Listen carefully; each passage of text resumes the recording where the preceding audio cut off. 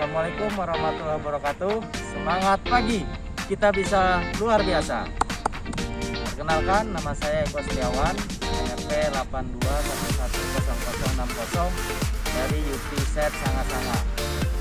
Pada kesempatan kali ini, saya akan menjelaskan mengenai prosedur periodic service 2000 jam pada unit HD 785/7.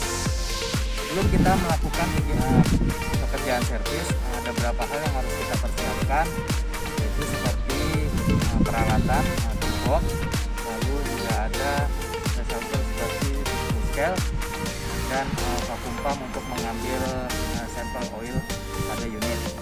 Kemudian juga ada beberapa dokumen, yaitu seperti shop manual, partbook, dan UMM. Kemudian juga ada MAF dan BAPP, lalu JSA, dan juga G10 atau KSR. Setelah itu kita parkir unit di tempat yang rata.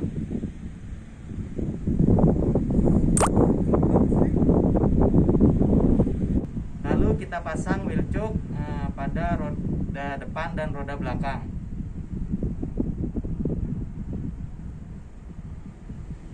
Kemudian kita naikkan dam body, lalu kita pasang lock pin sebagai pengaman.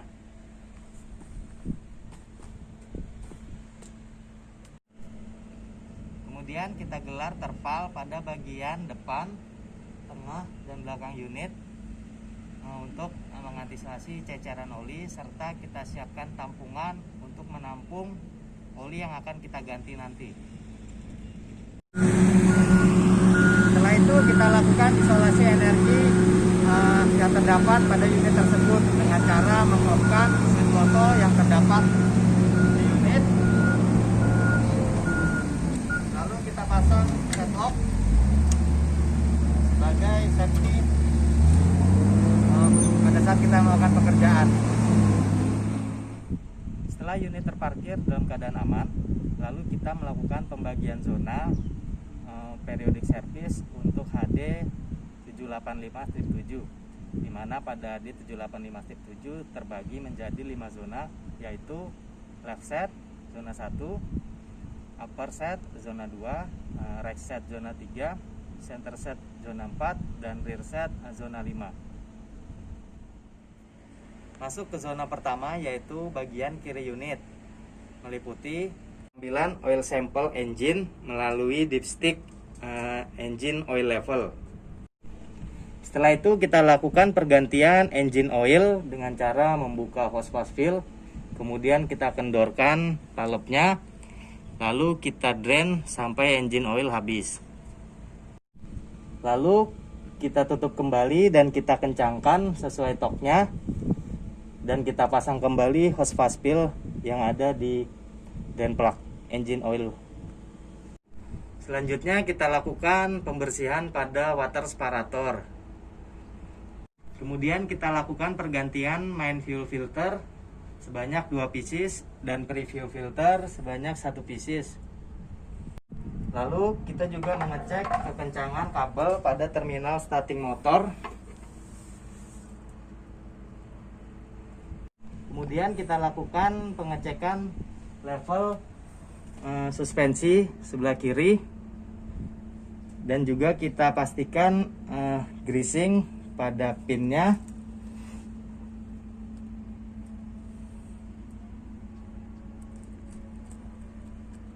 Lanjut pembagian kerja pada zona 2, yaitu bagian upper atau kabin, meliputi pertama lakukan penggantian elemen air cleaner AC, yaitu inner dan outernya sebanyak 3 pieces, dan kita lakukan juga pembersihan pada air cleaner housingnya. Selanjutnya kita lakukan pengecekan pada baterai, yaitu kekencangan kabel pada terminal baterai. Lalu kita cek juga kondisi air elektrolit pada baterai, apakah level apa tidak, dan kita cek juga kondisi kebersihan fan plug pada baterai. Pastikan hole pada fan plug tidak buntu. Kemudian kita lakukan pengecekan pada level coolant, yaitu dengan cara melihat level pada subtank. Apabila kurang, kita leveling, dan kita lakukan juga pengecekan kekencangan klem-klem pada hose dan tube air intake. Kemudian kita lakukan penggantian filter air conditioning sebanyak 2 pieces, yaitu ada di sisi luar kabin dan satunya ada di sisi dalam kabin. Selanjutnya kita lakukan pengecekan electrical function yang terdapat di dalam kabin, apakah berfungsi dengan baik atau tidak. Itu diantaranya lampu kerja, klakson, hazard, emergency steering, parking brake, terus wiper dan power window. Pastikan semuanya bekerja dengan baik sesuai dengan fungsinya. Lanjut pekerjaan pada zona 3 atau bagian kanan unit, yaitu meliputi pembersihan water separator, kemudian penggantian engine oil filter sebanyak 4 pieces. Setelah itu penggantian main fuel filter sebanyak 2 pieces dan pre-fuel filter sebanyak 1 pieces, dan penggantian brake filter elemen. Kemudian kita lakukan pengecekan kekencangan bel pada alternator dengan menggunakan push pull scale dengan kisaran sekitar 6 kg force dengan deflect sekitar 15 mm. Lalu kita cek juga kekencangan bel pada AC kompresor dengan cara menggunakan push pull scale dengan ukuran 6 kg force dengan deflectnya sekitar 10 mm.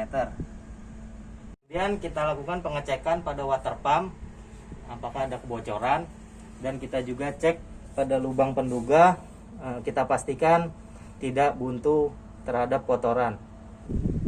Kemudian kita lakukan pengecekan level pada front suspensi sebelah kanan, apakah level, dan juga kita periksa kondisi auto loop untuk pin-pinnya, apakah kondisi grease-nya bagus atau tidak. Selanjutnya masuk pada pembagian zona 4, yaitu center set. Di antaranya ada, pertama kita ambil sampel untuk transmisi oil, dan kita ambil sampel juga untuk hydraulic oil. Setelah itu kita lakukan pergantian oil transmisi dengan cara melepas fast fill, lalu kita kendorkan valve-nya. Setelah itu kita drain sampai habis, lalu kita kencangkan kembali valve-nya dan kita pasang kembali fast fill-nya.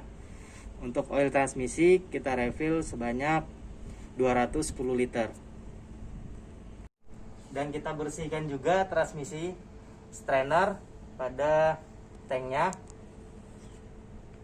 Kemudian kita lakukan penggantian transmisi oil filter sebanyak 4 pieces dengan cara membuka plug terlebih dahulu, lalu kita buka housingnya dan kita pasang dan kita tork sesuai dengan standarnya. Kemudian kita lakukan penggantian hydraulic oil filter sebanyak 1 pieces, lalu kita lakukan juga pengecekan hydraulic oil melalui set glassnya, dan juga kita lakukan pembersihan breather pada hydraulic tank. Setelah itu kita lakukan penggantian brake cooling elemen sebanyak 2 pieces. Setelah itu kita cek kondisi lubricating pada steering linkage dan pada transmisi bracket mounting. Kita lakukan pengecekan lubricating pada hoist silinder, yaitu pin atas dan pin bawah pada hoist silinder. Setelah itu kita melakukan pengambilan sampel oil brake melalui cap pengisian pada brake subtank. Kemudian kita lakukan pergantian pada brake subtank, yaitu dengan cara di drain. Kita kendorkan paspilnya, lalu kita buka paspilnya, lalu kita kendorkan palepnya, lalu kita drain sampai habis. Setelah itu kita tutup kembali sesuai standar torknya, dan kita isi melalui cap pengisian sebanyak 36 liter, atau bisa juga kita paskan pada set gas levelnya posisi full. Lanjut pada pembagian kerja di zona 5 atau rear set, meliputi pertama kita ambil sampel pada oli diferensial. Setelah itu kita lakukan pergantian oli diferensial dengan cara membuka plak pengisian dan drain plug. Setelah itu kita cek juga drain plugnya, magnetic plugnya, dan kita bersihkan.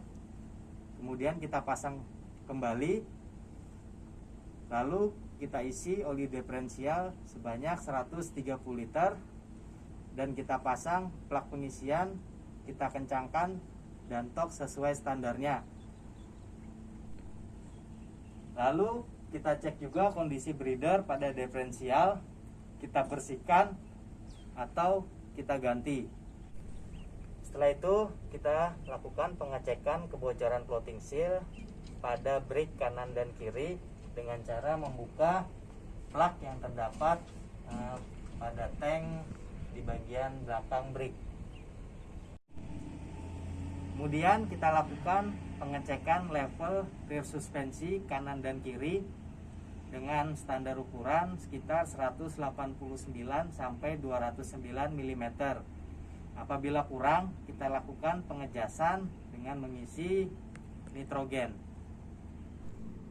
Kemudian kita lakukan pengecekan lubricating pada pin-pin yang terdapat pada bagian belakang, diantaranya pin suspensi atas dan bawah, kemudian pin dam body, lalu pin rear axle support bagian atas dan bagian bawah.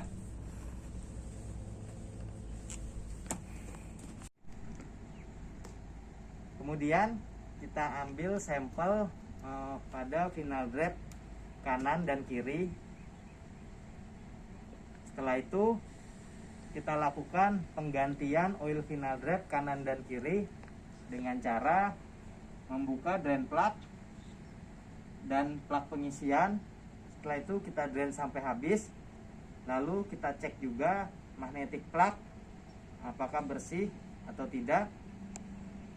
Kemudian kita pasang kembali drain plugnya, dan kita isi oil final drape sebanyak 64 liter per sisinya. Lalu kita pasang plug pengisian dan kita kencangkan, lalu di tork sesuai standar. Setelah kita selesai melakukan periodic service, selanjutnya kita melakukan final inspection, yaitu diantaranya memastikan level oli dan coolant. Setelah itu juga memastikan kekencangan semua drain plug dan filter serta housing filter. Setelah dinyatakan aman, lalu kita melakukan tes running dan kita lakukan performance test atau PM klinik pada unit yang telah kita servis tadi. Sekian video dari saya, semoga bermanfaat. Maaf apabila ada salah atau kekurangan dalam video ini. Saya akhiri, terima kasih. Wassalamualaikum warahmatullahi wabarakatuh. Semangat pagi, kita bisa luar biasa.